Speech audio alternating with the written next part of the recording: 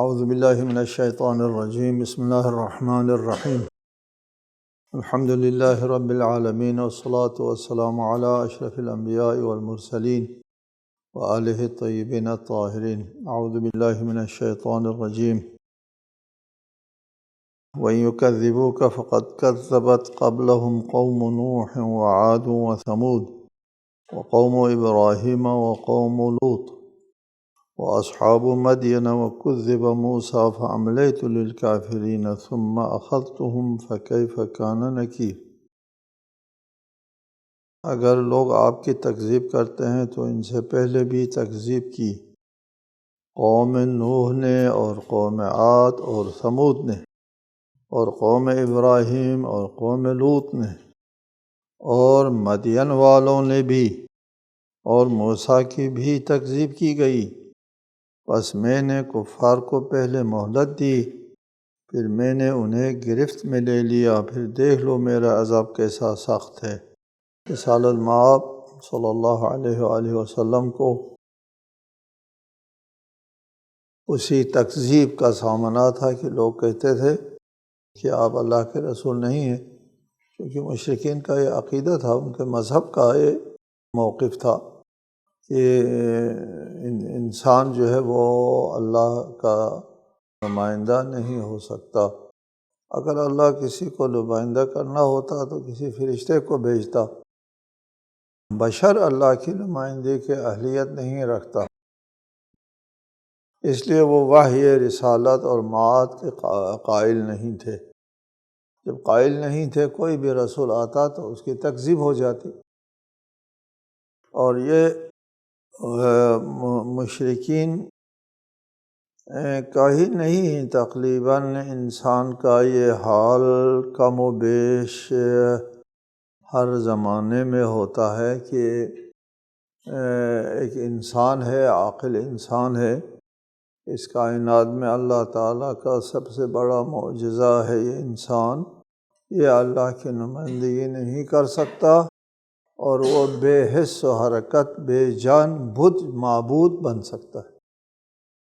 بات کیا ہے؟ بات یہ ہے کہ انسان بولتا ہے، بات کرتا ہے، امر و نہی کرتا ہے، روکتا ہے، ٹوکتا ہے، اس کو رد کرتے ہیں، اور یہ بت نہ روکتا ہے نہ ٹوکتا ہے، بے ضرر ہے،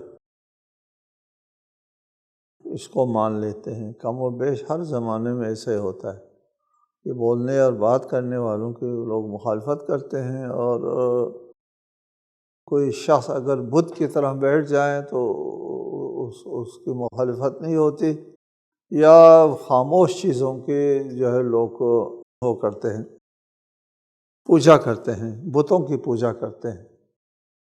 یہاں بھی رسالۃ مآب صلی اللہ علیہ وآلہ وسلم نے جب اعلان نبوت کیا تو لوگوں نے کہا کہ اللہ کے بشر نمائندگی نہیں کر سکتا۔ یہ تمام اقوام عالم نے یہی کیا ہے۔ وہ اس آیت میں فرمائے وَإِن يُكَذِّبُوكَ، اگر یہ لوگ آپ کی تکذیب کرتے ہیں، کوئی نئی بات نہیں ہے، یہ تکذیبی سے جو ہے عناصر ابھی نہیں، ہمیشہ ہر قوم میں موجود ہوتے تھے، اور سب نے انبیاء کی تکذیب کی ہے۔ فرمایا کہ قوم نوح نے تکذیب کی، قوم ثمود نے، قوم ابراہیم نے، قوم لوط نے، اصحاب مدین نے، اور حضرت موسیٰ نے تو معجزات کے معجزات دکھائے عظیم، پھر بھی تکذیب ہو گئی۔ مثال میں آپ سے کہتے تھے کہ اگر آپ نبی ہے، اللہ کی طرف سے آئے ہیں، تو پھر جیسے موسیٰ اور حضرت عیسیٰ کو معجزات دیے گئے ہیں، اس قسم کے معجزات دکھائیں۔ یہ رسول آخر الزمان ہے، انسان کو انسانیت کے مرتبے کے پر فائز کرنے کے لیے آئے تھے، اس لیے آپ کو ایک دائمی اور ابدی اور فکری اور عقلی معجزہ دے دیا۔ باقی انبیاء کو حسی معجزہ، محسوساتی معجزہ دے دیا تھا، کیونکہ وہ اپنے ابھی اس زمانے کے جو لوگ ہیں وہ فکری اعتبار سے اس حد کو یا اس بلوغت کے حد کو نہیں پہنچے تھے، اس لیے ان کو جس طرح بچوں کو ابتدائی تعلیم جو ہے وہ محسوسات کے ذریعے دی جاتی ہے، تو محسوسات پر مشتمل معجزات دکھائے۔ حضرت موسیٰ نے 9 بڑے بڑے معجزے دکھائے، 9 بڑے بڑے معجزے، جن میں عصا کا اژدہا بن جانا اور تمام ساحروں کے ایک میدان کو پر کیا تھا انہوں نے اپنے جادو سے، اور لاٹھیوں کو انہوں نے سانپ کی شکل میں دوڑایا بھگایا۔ وَجَاءُوا بِسِحْرٍ عَظِيمٍ، عظیم جادو پیش کیا اور ان کو عصا کے ذریعے نابود کر دیا، نگل لیا۔ عظیم معجزہ تھا، اس کے باوجود موسیٰ کی تکذیب ہو گئی۔ اتنے بڑے بڑے معجزے دکھائے، اس لیے فرمایا باقی انبیاء کے بارے میں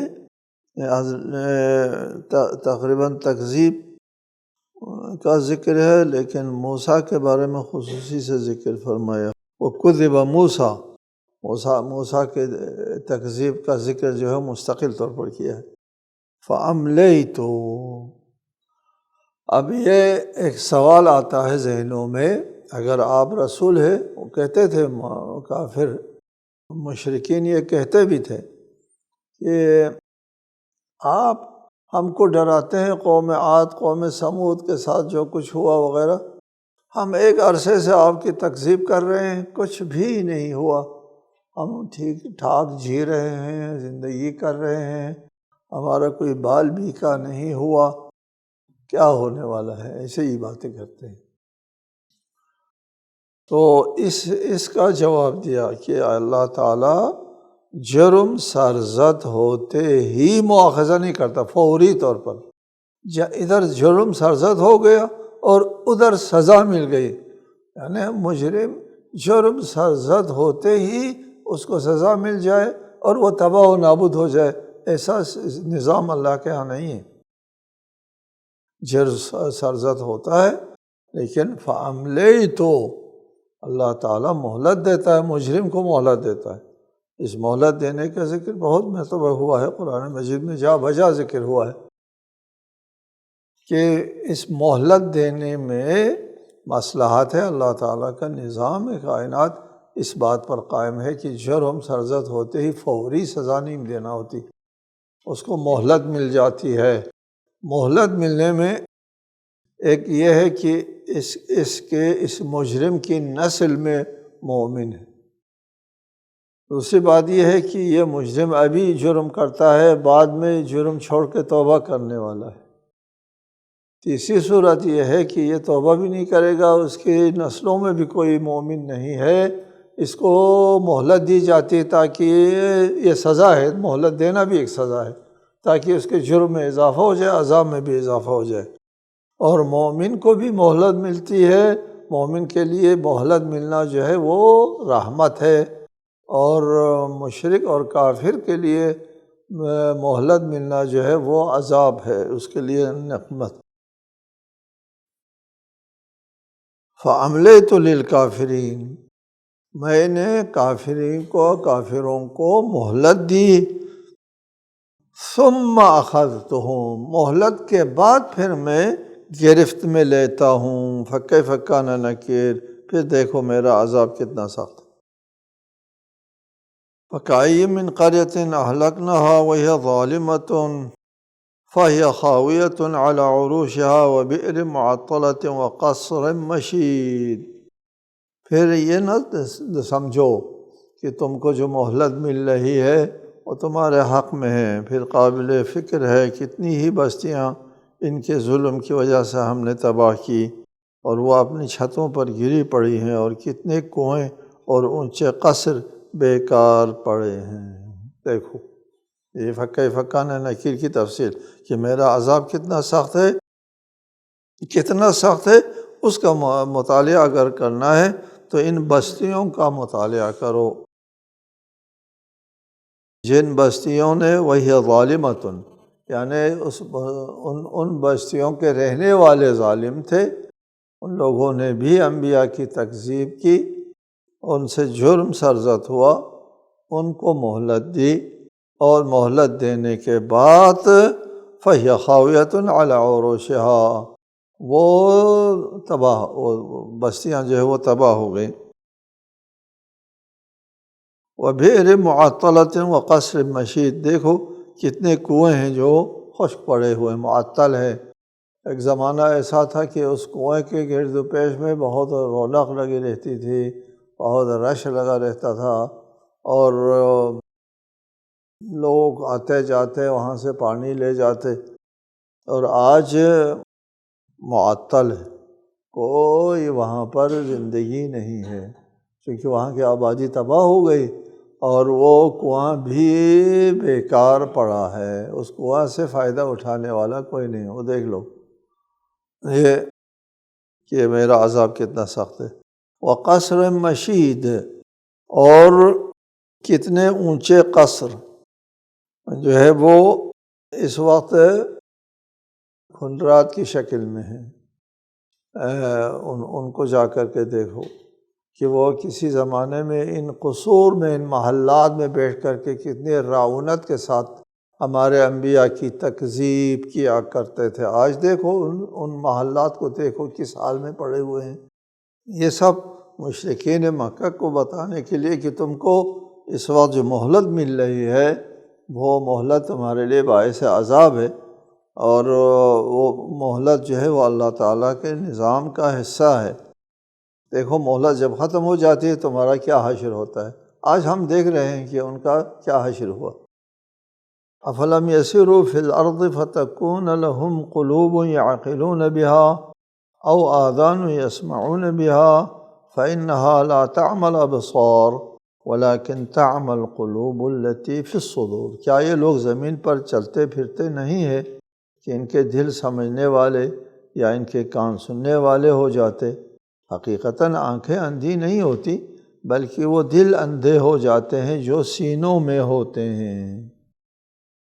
افلم یسیروا فی الارض، قرآن بہت دعوت دیتا ہے کہ سیر فی الارض، زمین میں چل پھر کر کے مطالعاتی دورے کیا کرو، قوموں کی سرگزشت جو ہے اس کا مطالعہ کیا کرو، ان کے اوپر کیا گزری، کیا کچھ آفتیں آئی، کیا جرم ان لوگوں نے کیا اور اس کی کیا سزا ملی، ان کی تاریخ کا مطالعہ کرو۔ اور اگر آپ کو تحریر نہیں ملتی، ان کی تاریخ کا مطالعہ کرنے کے لیے کتاب نہیں ملتی، تو چل پھر کر کے دیکھ لو ان آبادیوں کو جن آبادیوں میں قومیں بستی تھیں، بڑی تہذیبیں اور بہت بڑی ترقی یافتہ قومیں تھیں، اور ان کا بھی کیا حشر ہوا ہے۔ ان کو دیکھ کے بات سمجھ میں آ جاتی، تمہاری سمجھ میں بات آ جاتی اگر چل پھر کر کے دیکھ لیتے اور نگاہ عبرت سے دیکھ لیتے ان چیزوں کو۔ لیکن ان کے پاس، فرمایا ان کے پاس ان آثار کو، تاریخی آثار کو دیکھنے کے لیے نگاہ نہیں ہے، یہ اندھے ہو چکے ہیں۔ پھر فرمایا نگاہ نہیں ہے کہ وہ کھنڈرات، وہ محلات اور قصور جو اس وقت ویران ہے وہ نہیں دیکھ پاتے، آنکھوں سے دیکھ پاتے ہیں۔ فرمائے نہیں، دیکھنے کا مطلب یہ نہیں کہ آنکھوں میں بینائی نہیں ہے، کہ اس تباہ شدہ ویران، ان ویرانیوں کو دیکھنے سے ان کو ویرانیاں نظر نہیں آتی، ایسا نہیں ہے، ویرانیاں نظر آتی ہے۔ ان ویرانیوں کے اوپر روشنی پڑتی ہے تو وہ روشنی ان کی آنکھوں تک منعکس ہوتی ہے اور پھر وہ نظر آ جاتی۔ لیکن نظر نہ آنے کا مطلب یہ ہے کہ ان کے دل اندھے ہو گئے ہیں، نگاہیں نہیں، دل ان کے اندھے ہیں، وہ دل جو سینے میں ہیں۔ ٹھیک ہے جی، ان کا دل جو ہے وہ سمجھنے اور سوچنے کے قابل نہیں ہے، اس لیے کہ وہ توجہ نہیں کرتے، سوچتے ہی نہیں ہے، ضد اور حد درمی کے اوپر جو ہے وہ رہتے ہیں۔ اس وجہ سے ان کی سوچ کام نہیں کرتی، ان کا دل کام نہیں کرتا۔ ہے دل میں سوچنے کی صلاحیت، جی اللہ تعالیٰ نے ایسا نہیں کیا کہ ان کو صلاحیت ہی نہیں دی، پھر تو اللہ کی طرف سے حجت نہیں پوری ہوتی۔ حجت پوری ہے، ان کو صلاحیت دے دی ہے، اور سینوں میں جو دل ہے وہ اس میں سمجھنے کی صلاحیت موجود ہے، لیکن وہ اس دل کو اندھا کر دیا ہے، ان دل کے سامنے خواہشات کے، روایات کے، اندھی تقلید کے پردے جو ہے وہ حائل ہیں۔ دوسری بات، یہ جو دل کی بات ہے، بات یہ ہے کہ سوچنے کے لیے دل نہیں سوچتا، دل میں سوچ کی صلاحیت نہیں ہے۔ سوچ کی صلاحیت جو ہے بصیرت کہہ دیں، سوچ کہہ دیں، عقل کہہ دیں، فکر کہہ دیں، غور وغیرہ، یہ کس کا کام ہے؟ دماغ کا کام ہے۔ قدیم سے سب کو پتہ تھا کہ دل سمجھنے والا دماغ ہے، دل نہیں ہے، لیکن دماغ کے میں سوچنے کی صلاحیت دل کی وجہ سے آ جاتی ہے۔ دل خون پمپ نہ کرے اور دماغ تک خون نہ پہنچے، دماغ زندہ نہیں رہ سکتا، سوچ نہیں سکتا، اور تفکر اور تعقل کرنے کے قابل نہیں ہوتا۔ یہ سب کچھ ہوتا ہے تو وہ دل کی وجہ سے ہوتا ہے۔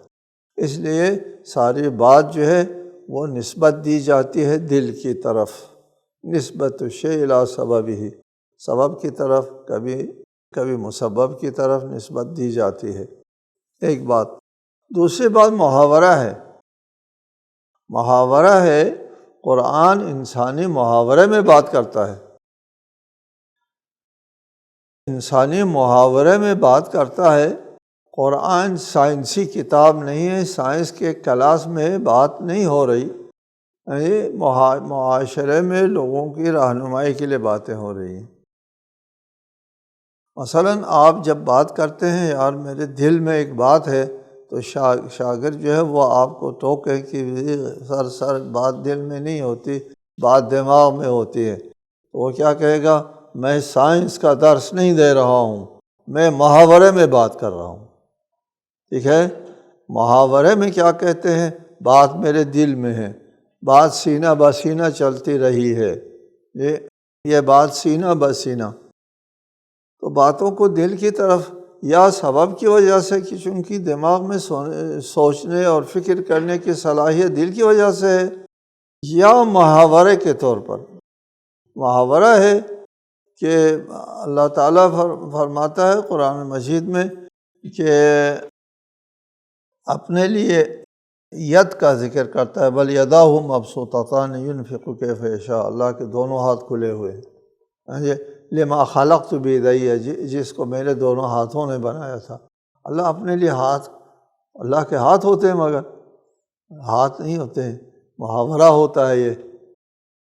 اب انسان جو چیز بناتا ہے، آپ کے محاورے میں آپ جو چیز بناتے ہیں وہ اپنے ہاتھ سے بناتے ہیں، تو اللہ تعالیٰ اسی محاورے کے تحت انسانوں سے بات کر رہے ہوتے ہیں جو کام ہاتھ سے انجام دیتے ہیں، تو ان کے لیے وہی محاورتی الفاظ جو ہے وہ استعمال فرما قرآن مجید میں اللہ تعالیٰ۔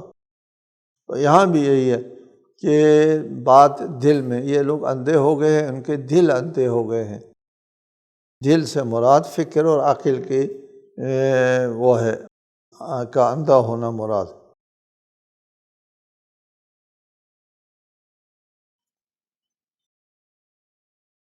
وَيَسْتَعْجِلُونَكَ بِالْعَذَابِ وَلَنْ يُخْلِفَ اللَّهُ وَعْدَهُ وَإِنَّ يَوْمًا عِنْدَ رَبِّكَ كَأَلْفِ سَنَةٍ مِّمَّا تَعُدُّونَ۔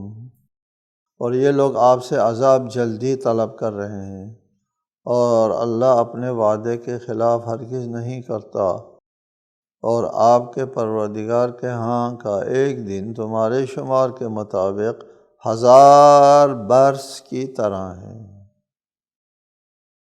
وَيَسْتَعْجِلُونَكَ بِالْعَذَابِ، یہ لوگ کہتے ہیں وہ کب آئے گا وہ عذاب؟ قوم سمود و عاد کیا ذکر کر کر کے ہم کو ڈراتے رہتے ہیں روز، عذاب آنے والا ہے، عذاب آئے گا، کب آئے گا؟ کوئی عذاب نہیں آیا، سال ہا سال ہوئے، اور ہم نے آپ کی تکذیب کی، آپ کے ایذار کی اذیت دی، شعیب ابو طالب میں بائیکاٹ کر کے مشکل ترین حالات سے دوچار کیا، نہ صرف تکذیب کی، مشکل ترین حالات سے دوچار کر دیا بائیکاٹ کر کے۔ پھر بھی کچھ نہیں ہوا۔ کب آئے گا وہ عذاب؟ یستعجلونک، یہ لوگ کہتے ہیں کب آئے گا، کیوں نہیں آیا ابھی تک؟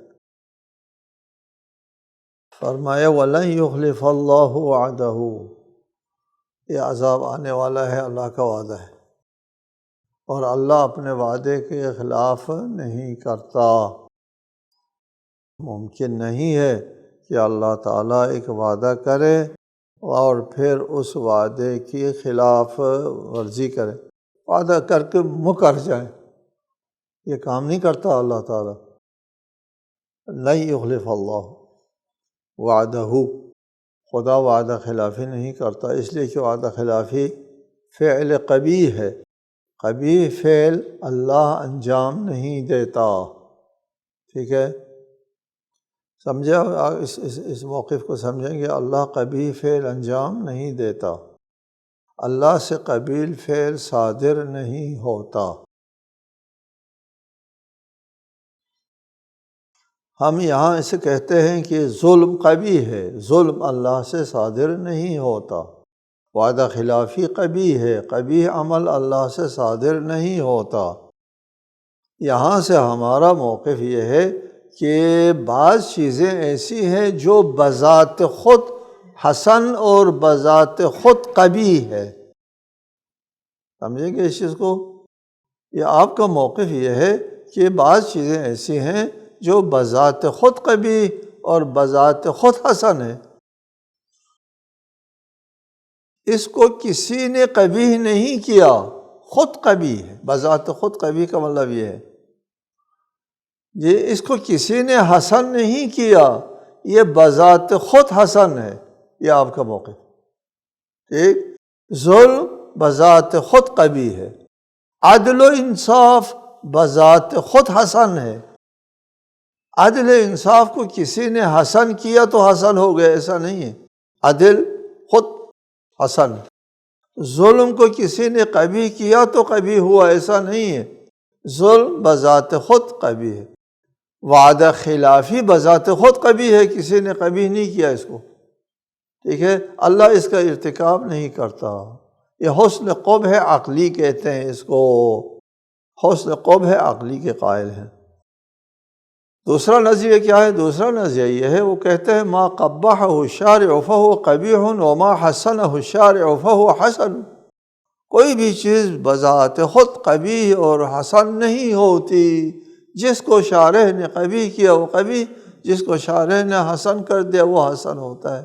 لہٰذا شارع جو ہے وہ خود اگر وعدہ خلافی کرے وہ قبیح نہیں ہوتا، اس لیے قبیح وہ ہوتا ہے جو شارع جو ہے خدا قبیح کر دے وہ قبیح ہوتا ہے، خدا نے قبیح نہیں کیا، خود اس پر عمل کیا وعدہ خلافی پر، اور وعدہ خلافی پر اللہ نے خود عمل کیا تو وہ قبیح نہ ہوا نا، یہ اس کو قبیح گردانے پر قبیح ہوتا تھا، اس کو نہ صرف قبیح نہیں گردانا، خود وعدہ خلافی کی، ایسا نہیں ہو سکتا، ہم کہتے نہیں ہو سکتا، اللہ وعدہ خلافی کا ارتکاب نہیں کر سکتا، قبیح ہے، قبیح بذات خود قبیح ہے۔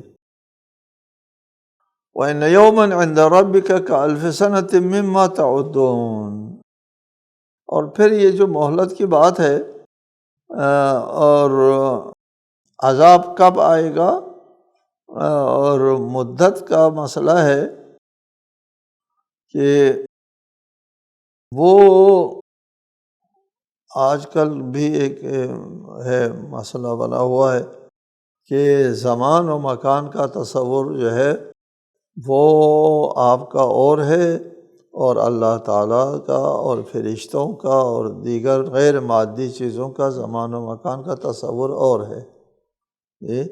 یہ ایک فلسفی، فکری اور سائنسی مسئلہ ہے کہ زمان و مکان ہر جگہ ہر ایک کے لیے ایک جیسا نہیں ہے، ٹھیک ہے۔ یہاں پہ ہم ان مباحث میں، پیچیدہ مباحث میں نہیں جا سکتے کہ ہمارا درس بہت پیچیدہ ہو جائے گا، کہ یہ زمان و مکان جو ہے وہ ہر ایک کے لیے ایک جیسا نہیں ہے۔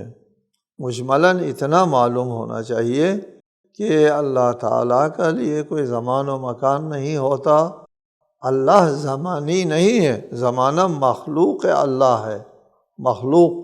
کان اللہ ولم یکن کانا، اللہ اس وقت بھی تھا جب تھا بھی نہ تھا۔ کان اور کون، زمانہ مخلوق خدا ہے۔ زمانہ جب مخلوق خدا ہے، اللہ تعالیٰ خود زمانے کے ذات میں نہیں آتا، اپنے مخلوق کے ذات میں نہیں آتا، اللہ زمانی نہیں ہے، ٹھیک ہے۔ آپ کی روح بھی زمانی نہیں، آپ کی فکر بھی زمانی نہیں ہے، وہ زمانے کے ذات میں نہیں آتی آپ کی فکر، قوت فکر۔ بچپنے میں جو بات آپ کے سمجھ میں آ گئی، وہ بات عمر گزرنے کی وجہ سے پرانی ہو گئی۔ بات پرانی کہتے ہیں، بوسیدہ ہو گئی، وہ سڑ گئی، وہ سوچ وہ فکر سڑ گئی، جی دماغ میں سڑ گئی۔ کیوں سڑ گئی؟ بہت مدت گزر گئی تھی، جی وہ دیکھ بھال نہیں ہوا، وہ سڑ گئی۔ جی نہیں سڑتی، وہ تر و تازہ، جس طرح بچپنے میں آپ کے ذہن میں وہ بات ڈال دی گئی تھی اور آج تر و تازہ اسی طرح موجود ہے، وہ سڑتی نہیں ہے، وہ گلتی نہیں ہے۔ کیوں؟